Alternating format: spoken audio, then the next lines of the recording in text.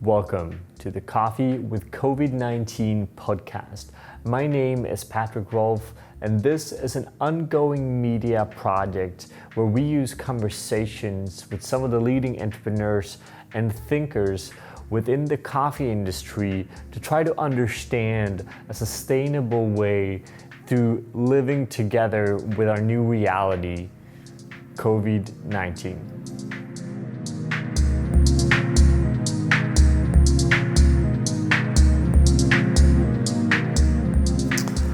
Welcome everyone. We're back with another episode of Coffee with COVID-19, a podcast series by April Media where we're trying to understand what is actually going on in the industry. As we all know, the last months have been devastating for some, new opportunities for others. We're going through uncertain times, and we wanted to sit down with coffee professionals from all spectrum of the value chain to get a better understanding for what's actually happening.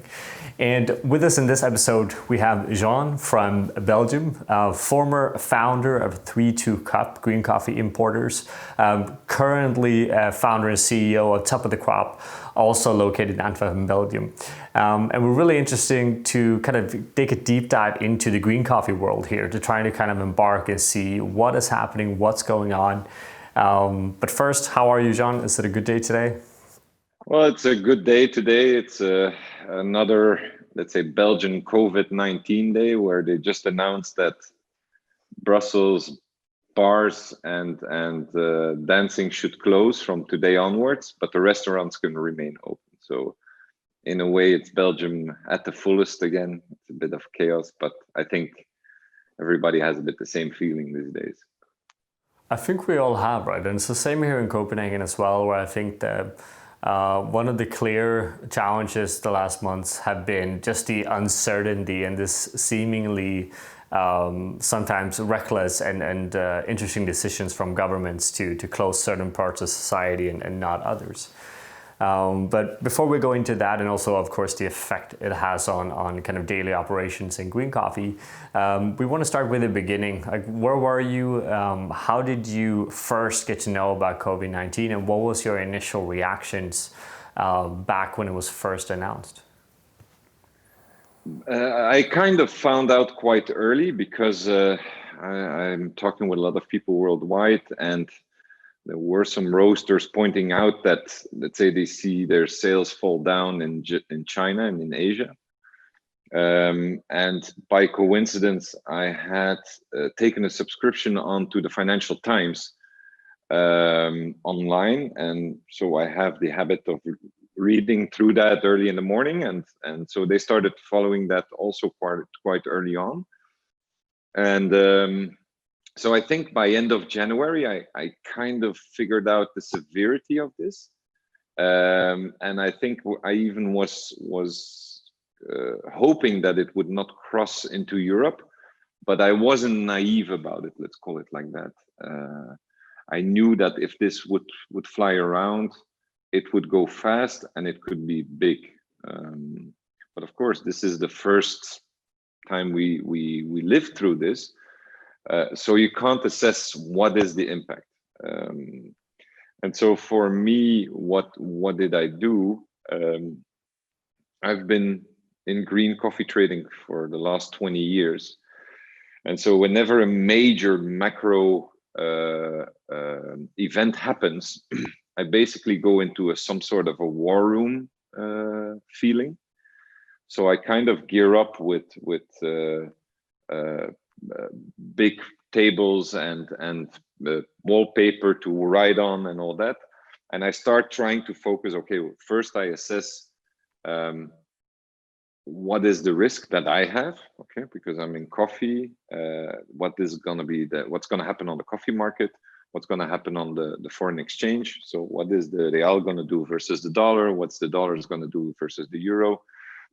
So I need to map that out. I look at my personal situation as a business. I look at the macro economical things that can happen. And then I try to figure out, okay, what is important? What risk do I need to lose? Where are the opportunities? That's basically how I work through days then. So I start early in the morning, read about things, go to the office, go to a room, start writing things down, start talking to different people from different industries. But I noticed that I was very early on this pandemic. I was even surprised when the government wasn't saying to people that they couldn't go skiing in the carnival holidays. So that's, I think, second half of February. I was already looking like, but this doesn't make any sense. You have the outbreak in Italy. Italy is next to the Alps. The Alps are where all the people are coming from all over Europe. So this is going to be a mess. So you kind of, because you're in that, you see that happening, and you're trying to be ahead of the major issues personally, commercial, economically, but also macro. So I was looking also with my kids. I have 3 kids.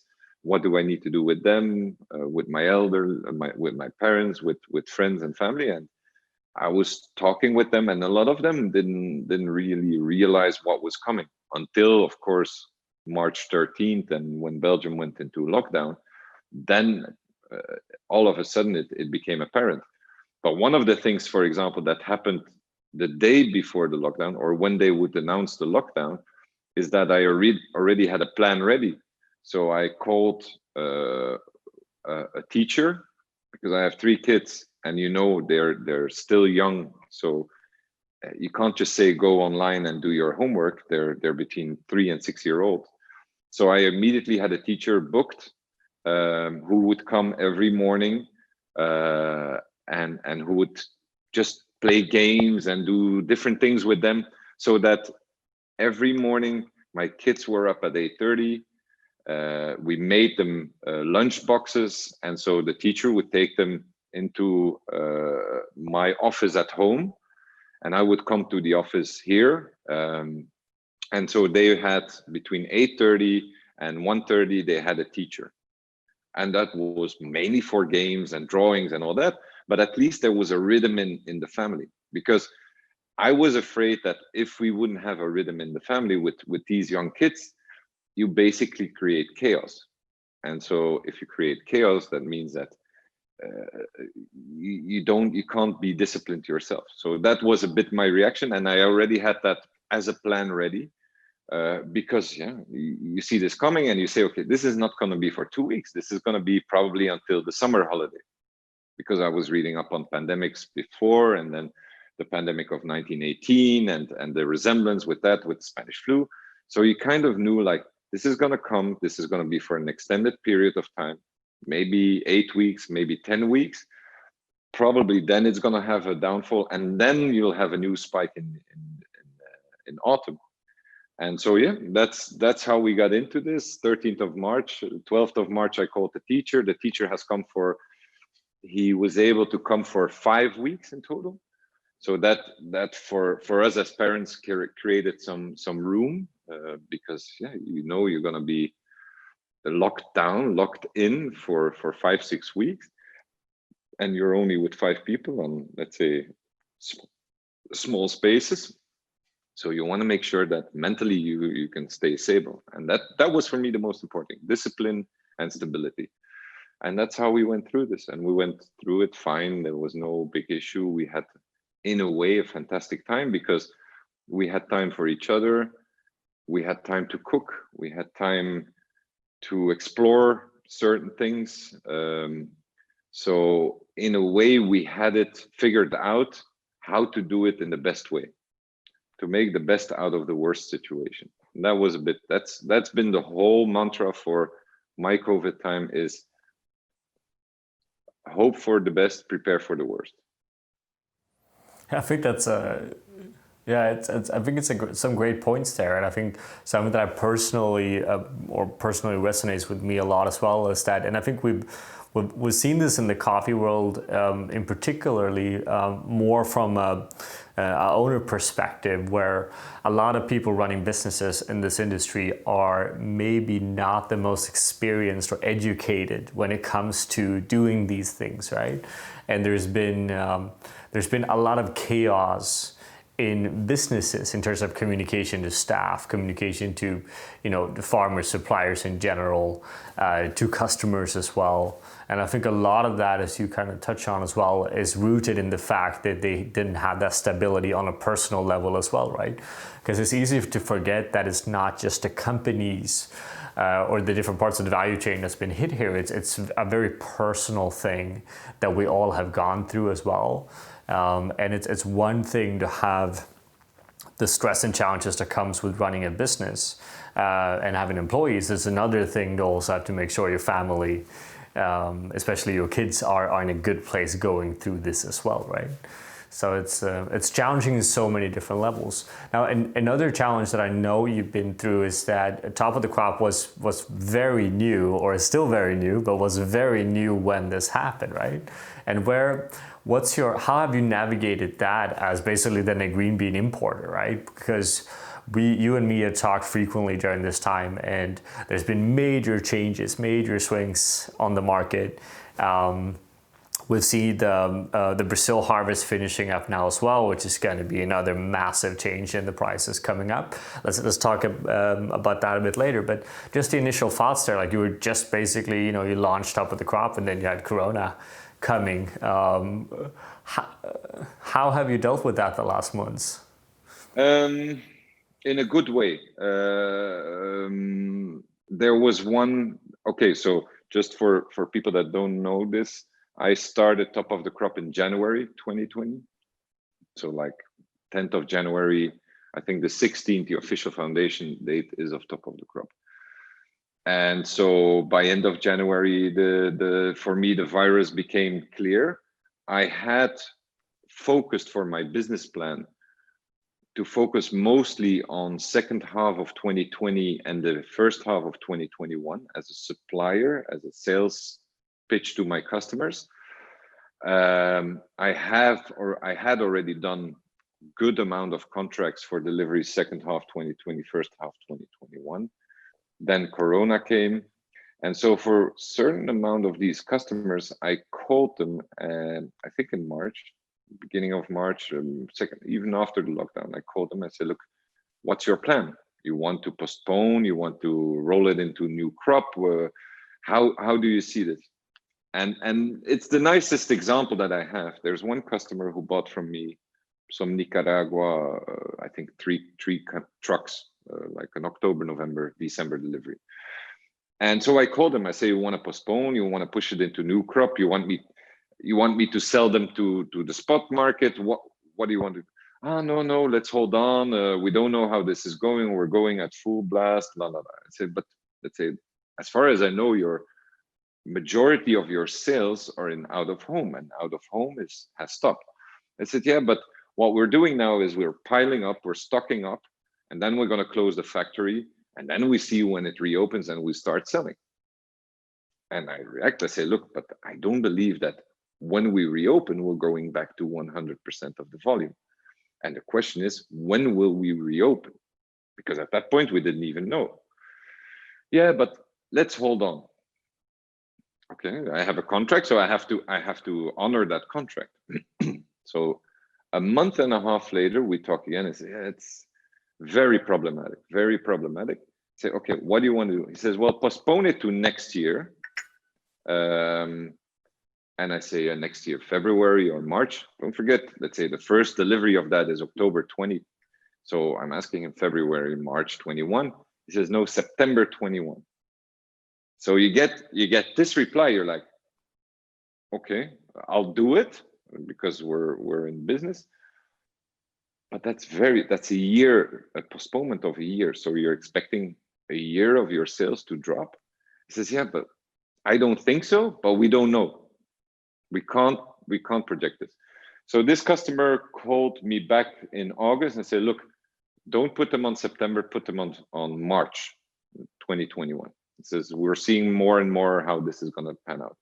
But just to say how difficult it is to plan this. And in green coffee, the problem is that it's not just switch on, switch off. It's not just the production, we push the button and tomorrow we have the coffee. No.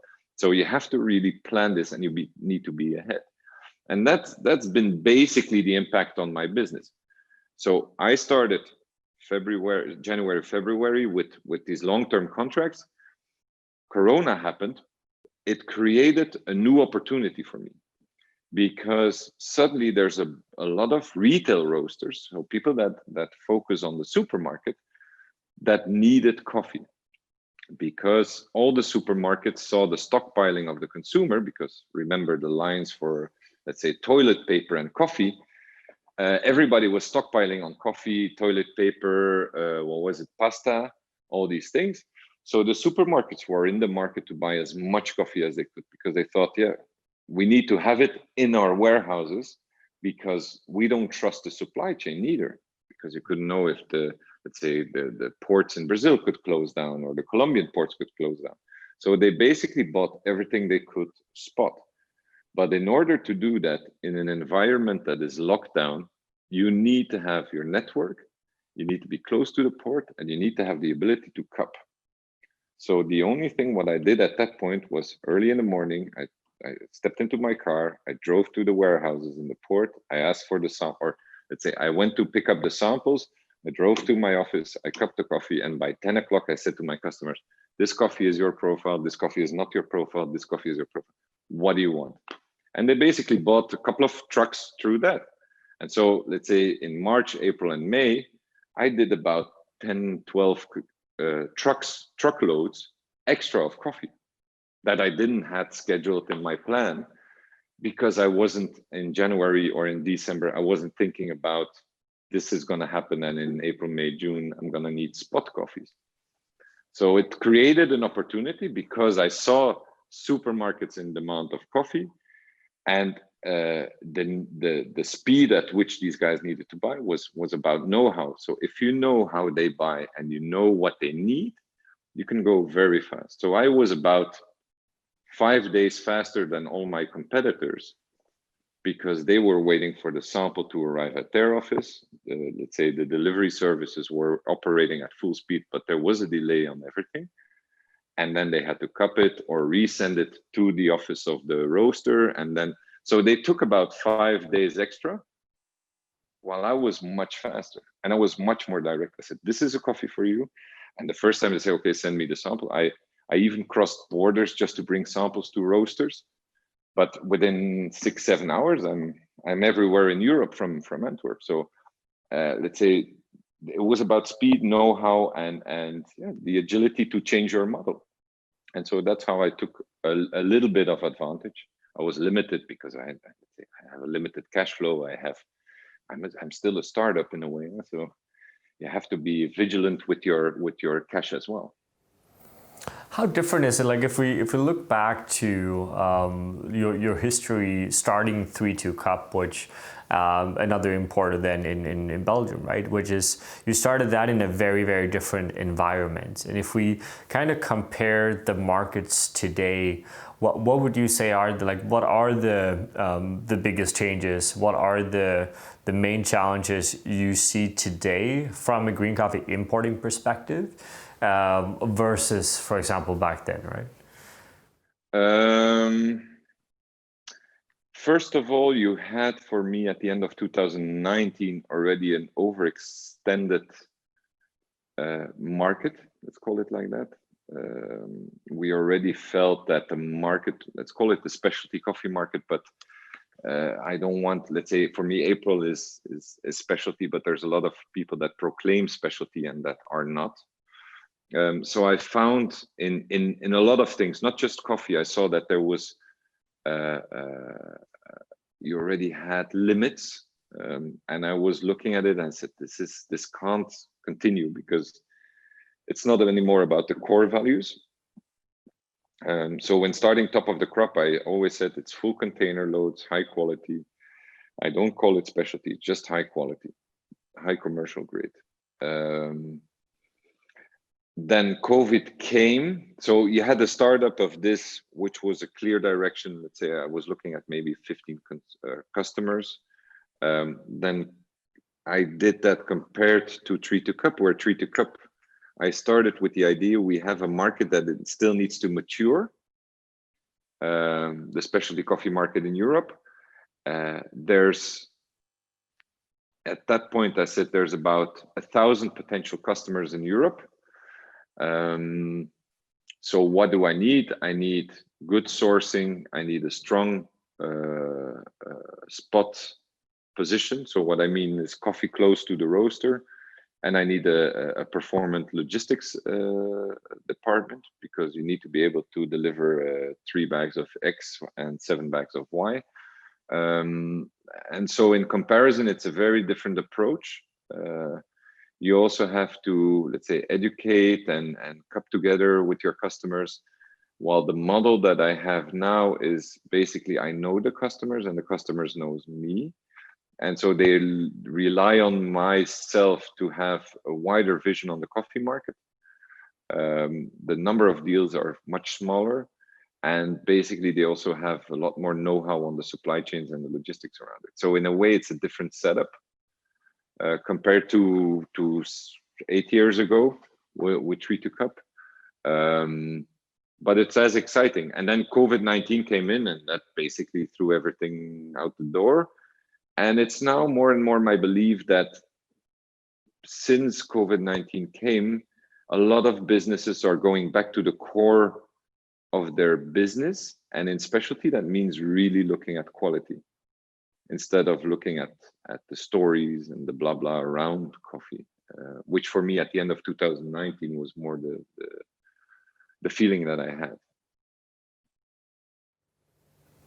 Yeah, and I think I've seen something similar as well, right? Like we were at a point in at least in the specialty coffee industry, where it was more talk than product, so to speak, right? So everyone were very familiar with the pitches that comes with specialty coffee, transparency, special quality, and so on. But very few kind of living up to it. One of the questions we've been discussing a lot on this podcast here is basically where the green coffee market will go from here. And we see a few kind of different directions going now. As you say, like certain markets have been doing very well, even better than before. Supermarket coffee, for example. Other roasters, more coffee shop based, are obviously going to be struggling. Some people, again, believe the market is going to go back to wherever it was and everything will be all good, as in 2020, we just forget about it, and then 2021 will be fine, and then we move forward, right? But I'm curious in trying to understand how, because I think in the specialty coffee world, being such a small community, it's hard for a lot of us to get a really big, proper perspective on where the market actually is. And we all, to some degree, understand that the commercial market or the bigger market is basically dictating specialty to some degree, right? They're still very connected. And where do you think we are? Like what is the state of coffee market at the moment? Like, are we in a healthy position? Or are we in an unhealthy position? And what can we expect coming up in 2021? I won't tell you all my secrets, of course, but no. The current situation in coffee is bad, in the sense that I think because of COVID-19, we lost about 10 to 15 million bags of coffee. So imagine that the total quantity of coffee produced in the world is around 165 million bags. Or that's the consumption. So there's more produced than that. It's my belief that we probably lost 10 to 15 million bags of usage that was projected to be used in 2020. And I will explain that later, how that comes. But so we lost that, not because coffee is too expensive. We lost that because there's no ability to overconsume. So in a way, it's a good signal because we're not overconsuming. On the other side, let's say the whole system as an industry has an overcapacity because of that. And the problem with COVID-19, of course, is that in 2021, let's hope, for sure in 2022, the world will be back to some sort of pre-COVID feeling. Let's say we'll all be able to hug each other and just walk around freely. But the question is, of course, what is going to be the economical and political impact of this COVID-19, because that's gonna make everything stand or fall in the end. But so you have an optimized consumption today, but that's not good for coffee, because we have an overproduction because of that. And because we have an overproduction, we have very cheap prices for the mainstream coffees. Okay. It's not good for the industry because, let's say, people are buying coffee in supermarkets. They're let's say it's becoming part of their buying routines in the supermarket. So they're going for convenience, and that leads to, let's say, more usage of capsules or single dose coffees. On the other hand, I think that's where there's light for specialty coffee. The convenience market is a market that doesn't care about price. So the consumer that has these capsules is willing to pay up for a good quality coffee. The question is, of course, how can you reach him while you're fighting against Nestle or against Starbucks with their capsules? But once you're there and you're able to convince him of your quality, you will thrive. Okay. So coming back to my initial situation, currently it's not good in the coffee market. I am very negative on prices, and therefore negative on, let's say, the outcome in producing countries, because for producers this is a very tough market, and it has been a tough market for the last 3 to 4 years. So normally we should have seen a rise in the market in March, April of this year, because there was not enough Brazils. But because of March, April COVID-19 situation, there was just enough Brazils to go into the massive crop of Brazil, which started basically in August 2020. So for the farmers, the last 4 years, if you're, let's say, a Colombian farmer or a Nicaraguan farmer or a Peruvian farmer, it's been very tough years. And on top of this, you get this now. So it makes me sad, it makes me cry if I think about the whole situation. But can we do something about it? Can we help it? At this point, we're all a bit helpless because we don't have any power at the moment. We're all a bit back to local situations. We all look around ourselves and see, okay, can we help somewhere else? Do we need to support, let's say, the butcher around the corner? We're all focused on our local markets. While before COVID, we were discussing the situation in origin and trying to help people there. Today, we're not even there yet. And that's sad to see that. And let's say for me, the outcome, worst case scenario is that we'll end up with Brazil, Vietnam, and Honduras being the massive producers, and then a couple of countries that make what I would call pepper and salt in the whole thing. And that's what I see. But that's the worst case scenario. I hope for the best case, where I'm optimistic, because I think because of Corona, we have been able to reach more consumers directly. And so more consumers know about more roasters, more diversity in the roasters. That's the nutshell. There is it's an interesting spin-off question here, and something that just kind of popped up in my own mind now, is that we see again in this kind of transition to some degree from commercial to specialty coffee, we've seen a few new countries kind of coming up on the specialty coffee list that wasn't there originally, looking at, for example, Uganda, looking at Indonesia, which is gaining more and more ground, and there's a few other countries as well. Do you think this is to some degree a good timing for them? Do you think we'll see a wider range or changes in the origins where we purchase coffee in the future? It's a good question, but I think initially specialty coffee has always been very curious, so you will always try to find new frontiers. The thing, let's say going back to the end of 2019, where we had the feeling that there was too much story and not enough quality, some of these coffees would actually fall into that. But of course, they're now here. I believe every coffee country in the world, and there's 52 coffee countries in the world, and I think I forget a couple of islands with that, has the potential to do specialty coffee. It's just a matter of focus and dedication. And so I think we can continue to see new coffees coming. But let's say for me, one of the worrying things is that I see specialty coffee that was specialty coffee 5 years or 6 years or 7 years ago has now become expensive coffee. And when you cup the coffee, it has nothing to do anymore where they started. Okay, so the first years, let's call it Panama Geishas, came out. Panama Geisha for me was the coffee that convinced me that you can have a better cupping coffee, because it had mind-blowing taste.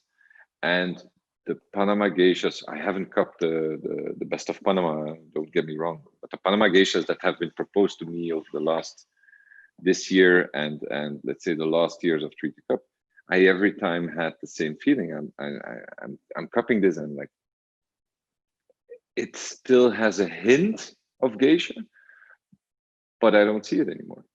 And then you saw the price and you said, but it doesn't make any sense. And then you would call the producer and why do you ask this price for this coffee? And I said, people are paying that.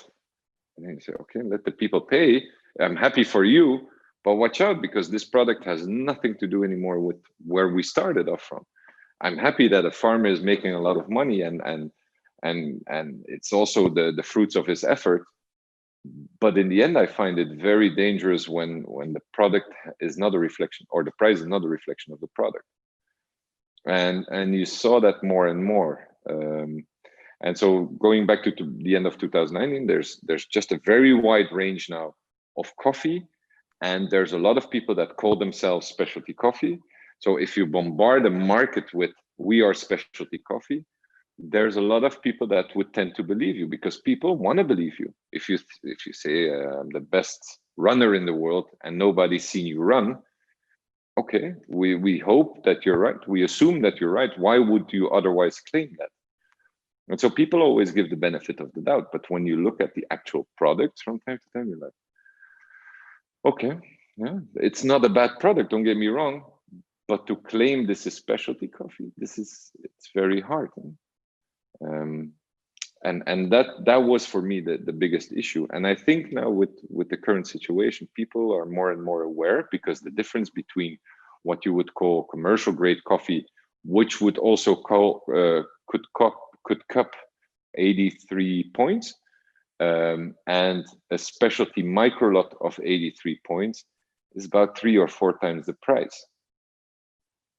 So then people are looking and saying, okay, but what is this? Why is there such a price difference? And then if you put that in front of some roasters, yeah, but why don't I buy this lot of, why don't I buy 10 bags from a lot of 275 bags at €3 a kilo versus a lot of 10 bags at €8, but that isn't cupping better?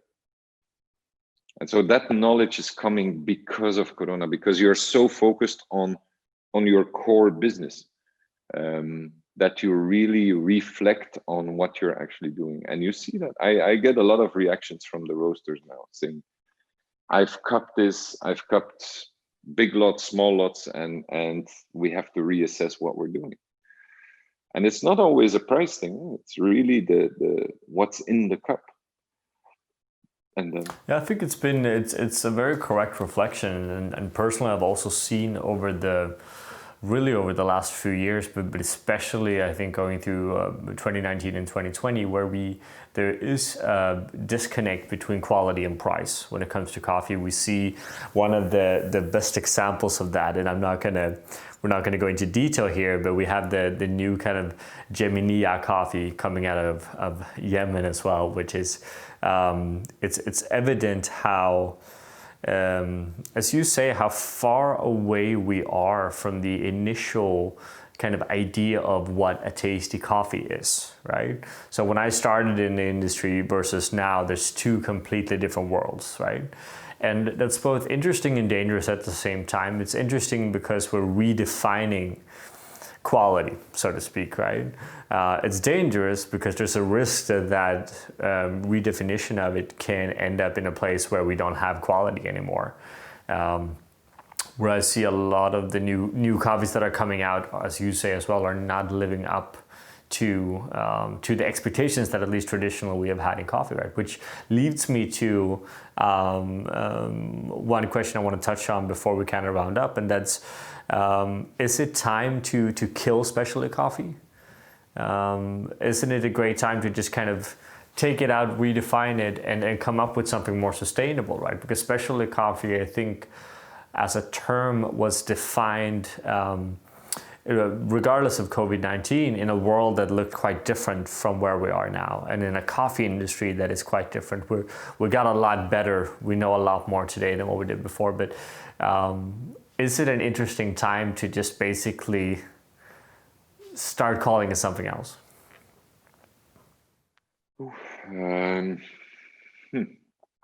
It's a pertinent question. It's a big one, yeah.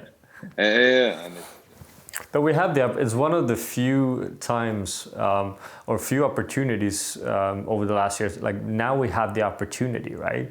COVID-19 for so many people have been, as you say, it's redefining, right? Owners goes back to the kind of basics in their companies. They're, back alone in the roasteries. They're getting kind of back in touch with the foundation they started the company from, but are probably very far away from today, right? So if any time, and I know this is a conversation that's been going on for some time as well, right? And now for me, it's this perfect opportunity to just step away from it. Well,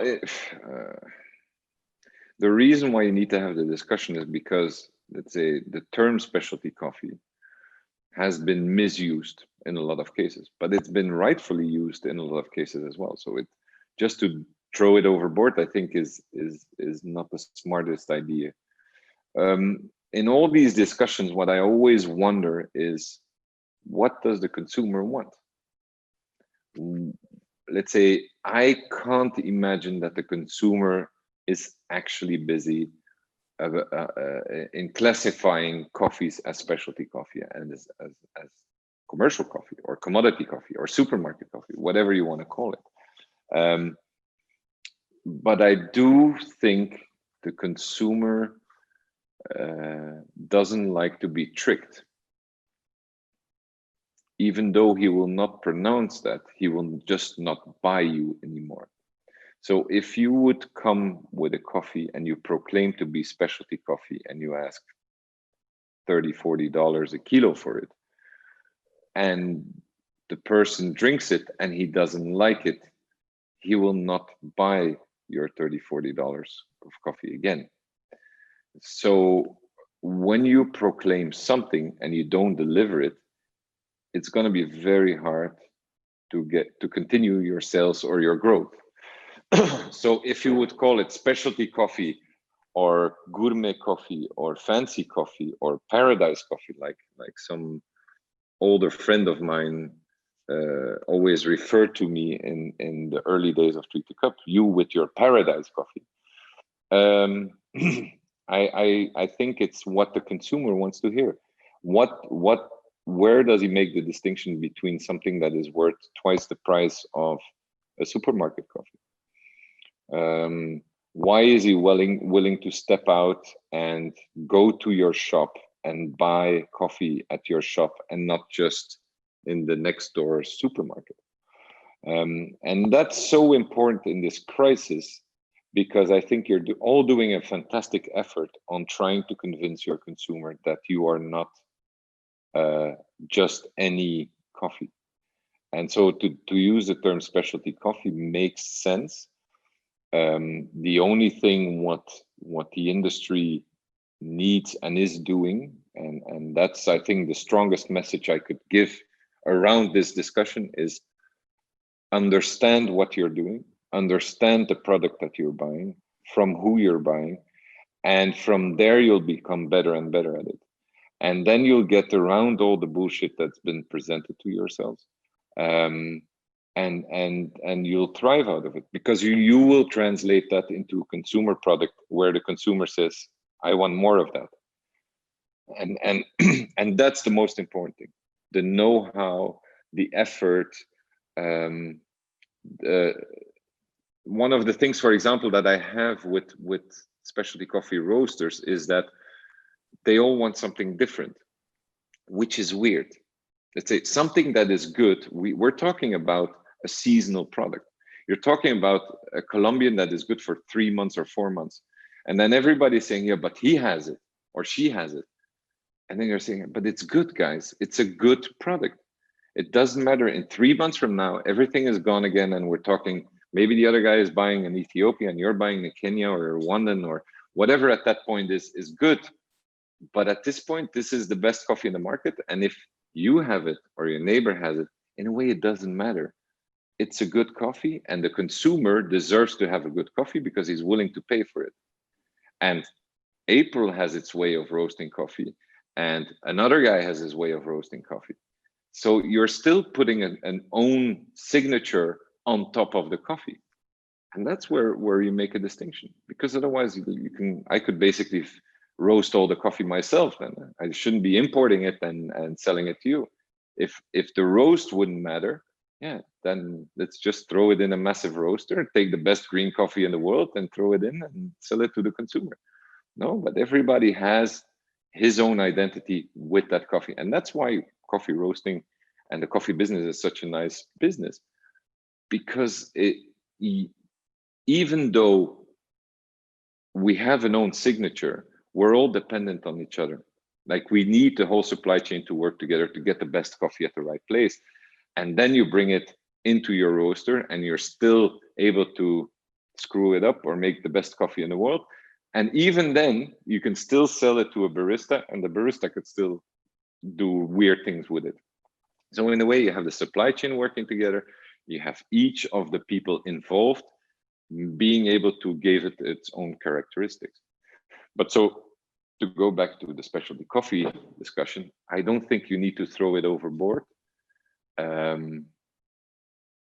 I don't think you need a new term for it, but you need to work damn hard to convince the consumer that it makes a big difference in the end. Is that clear? Yeah, for sure. And I think that's,